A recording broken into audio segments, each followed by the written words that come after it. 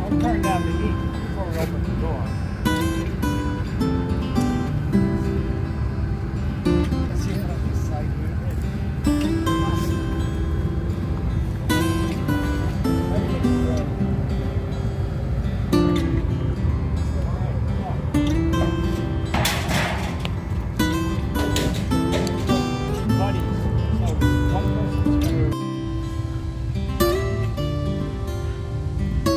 I'm a professional amateur videographer, so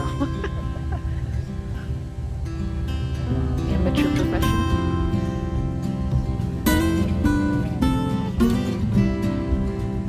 Your fingerprints on their vase are glowing. Right.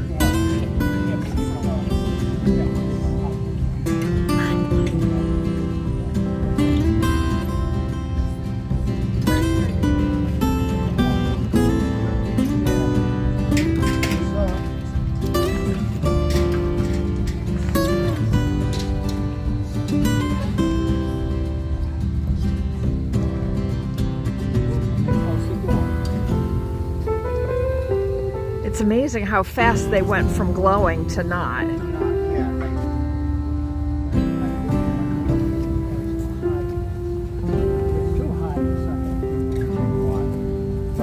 And I got a torch. Ooh, guys, you're missing this one. There's so much to see. No.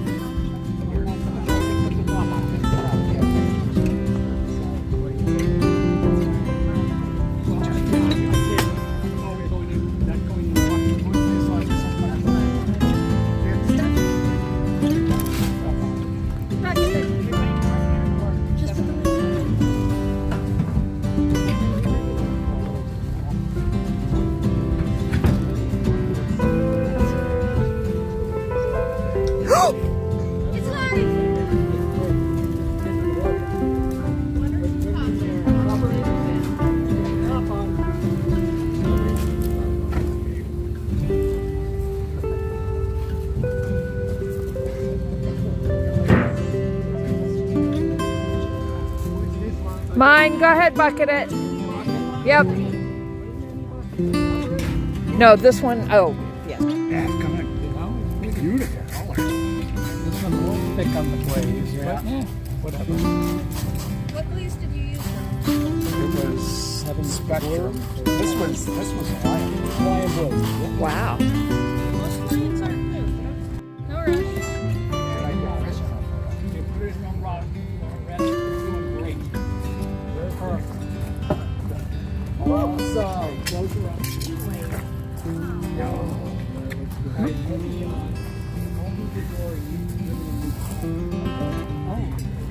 You might want to give it a second to cool down. Sorry.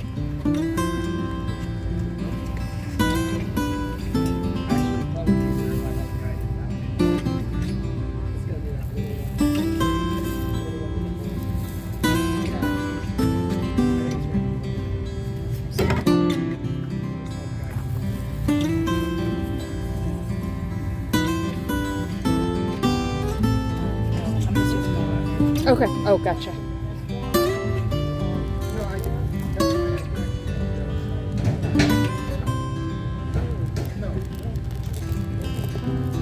That smells wonderful. I know.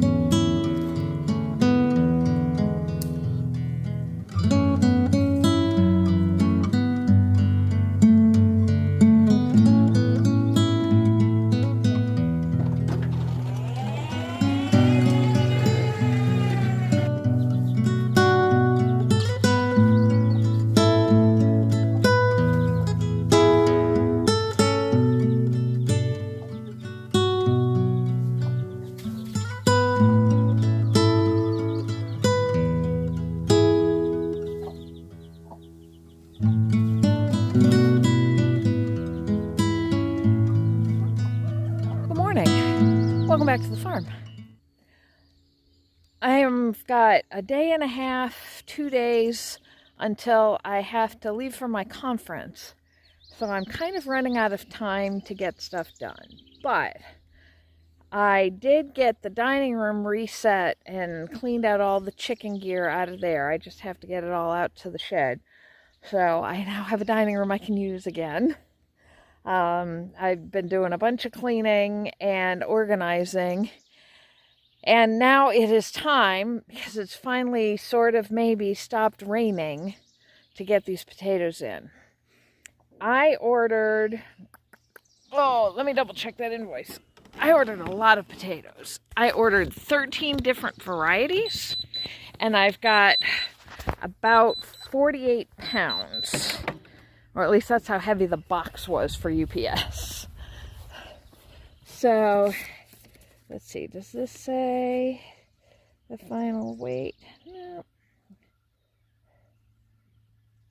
Oh, I guess total pounds, 45. So, I've got 45 pounds, 13 different varieties. Most of them are either organic or sustainable. There were a couple that I could only get as conventional potatoes. I'm not too fussed about that. Anything that I grow for myself is going to taste better than the stuff I get from the store, assuming I can eat any of it if the voles don't get to all of them first. So I need to sort out all of these bags and decide what's going to go in what beds, and then we'll start getting stuff in the ground.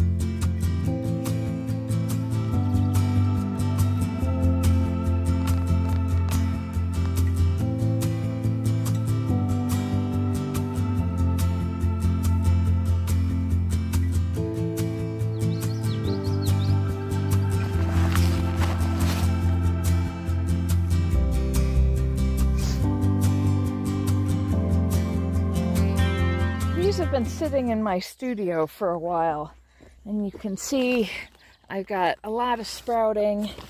I've got, a little bit of mildewing. They're kind of past their prime for getting in the ground, but you do what you can with what you got. And you saw what our weather's been like. Yes, I should have had these in the ground a month ago, but I didn't. So rather than throw out $175 worth of potatoes, I'm going to get them in the ground. Some of these are big enough that I may cut them in half and put them in. So I'm just going to lay out each bed. I'm trying to alternate whites and reds, but some of them it's hard to tell if they're a white or a red potato. So these are whites. I've got German Butterball and Rocky Mountains Russet. This bed is reds. I've got Red Maria, Masquerade, which I'm pretty sure is a red potato, and Baltic Rose, which I grew last year and I really like those. This one I think is white. So we've got Canela Russet, Chieftain, and Satina. And this bed, I'm not sure what they are. So I've got Nicola, I've got Huckleberry Gold, which I think is a yellow. I've got Superior, and I've got Sangre, which from the name you would think it's a red potato, but I'm not sure. These beds are 4 feet wide. Potatoes need a foot square, so I should be able to get 40 plants in each of these beds. So let's get them in the ground.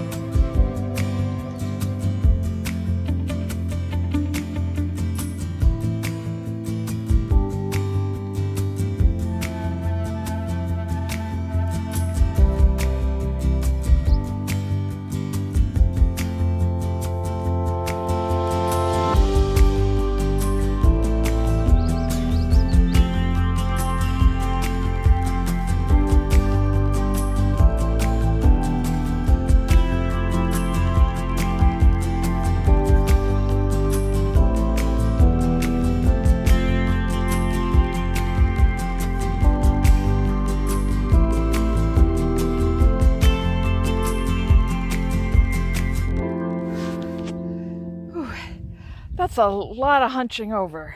But everything is planted. I even planted half a dozen okra plants for Avery in that last row. I've never grown okra before because I don't eat it. And now I have a southerner who knows how to cook it, so I'm going to grow it and see how much fun it is to grow. Some things you grow just because you enjoy growing them. And you got to try new things and see what you like growing. That's it for this for the next couple of days. Well, for the next week or so. Now, I'll be back a week from today. So I do still need to go into the main garden and put strings up for the tomatoes and the peas. But first I'm going to go in, get cleaned up, get some lunch, maybe take a nap, and come back out this afternoon.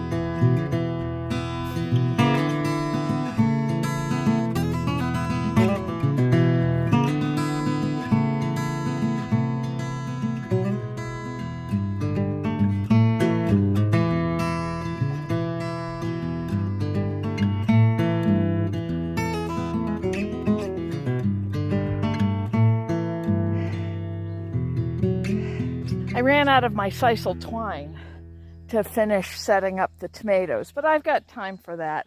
I do have cotton twine, but I don't like to use that, especially not on tomatoes, because as it gets wet, it'll stretch, and so then everything starts leaning over, which of course is the part of the problem that I had last year with the peas. The other problem being those stakes that I used last year weren't deep enough in the ground to really give good support. This year, they ain't going nowhere. I've got these 8-foot posts pounded 1.5 feet, 2 feet into the ground, so they aren't moving, and the sisal twine isn't going to stretch as much, so we should be pretty good. They're very slow coming up this year, and I didn't even put strings here because I only have one pea plant. So we'll see if anything else has come up by the time I come back, and either I'll replant and then I'll string it, or I'll put something else in here. The other thing I'm going to have to look at when I get back are my lack of cucumbers. I have one little tiny cucumber plant that's coming up right there. And everything else is just bare. Nothing's coming up. Now, it may be because we haven't had enough sunshine, or something got in and ate the seeds, or the seeds rotted, or I don't know what's going on. So we'll give that a couple more days because I can't do anything about it right now, and replant them if we need to. My squash are finally starting to come up, so I've got one here and one there. That looks like a spinach. One squash over there. There are supposed to be 8 summer squash in this bed, so that's not doing a whole heck of a lot. The Brussels sprouts are looking good, and I put eggplant in on this far end. I need to weed this. So those should be good. My cauliflowers are looking okay. My broccoli has gotten eaten again. So I'm going to have to replant that one more time, and this time I'm going to put slug traps out. The most effective slug trap I've ever heard of is beer in a low dish, like a low pie plate. And I've always seen it work, but I never know if that's just calling more slugs or if it's actually getting rid of the slugs that I want to get rid of. The strawberries are going great guns. Well, great guns. It's early, but I've got fruit on just about every strawberry plant.